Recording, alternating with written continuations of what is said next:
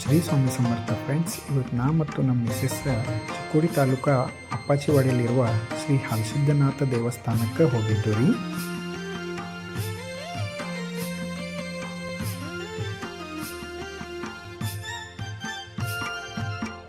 ಗುಡಿ ಒಳಗೆ ಬಂದು ಇಬ್ಬರು ನಾವು ದೇವರ ದರ್ಶನ ಪಡ್ಕೊಂಡು ರೀ.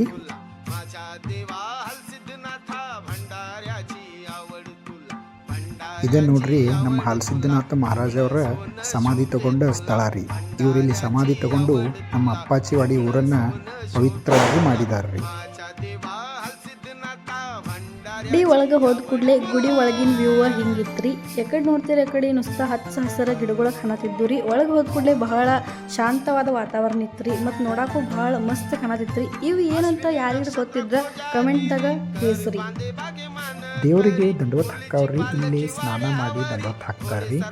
ಸೊ ನಾವು ಜರ ಆ ಕಡೆ ನೋಡಿದ್ರಿ, ತಿರುಗಾಡಿದ್ರಿ ದೇವಸ್ಥಾನ.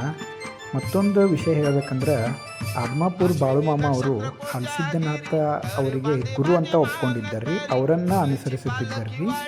ಫ್ರೆಂಡ್ಸ್, ನಮ್ಮ ಮಿನಿ ಬ್ಲಾಗ್ ಇಷ್ಟ ಆಗಿದ್ದರೆ ಲೈಕ್, ಕಮೆಂಟ್, ಶೇರ್ ಮಾಡೋದನ್ನು ಮರಿಬೇಡ್ರಿ. ಜಯ ಹಲಸಿದ್ದನಾಥ.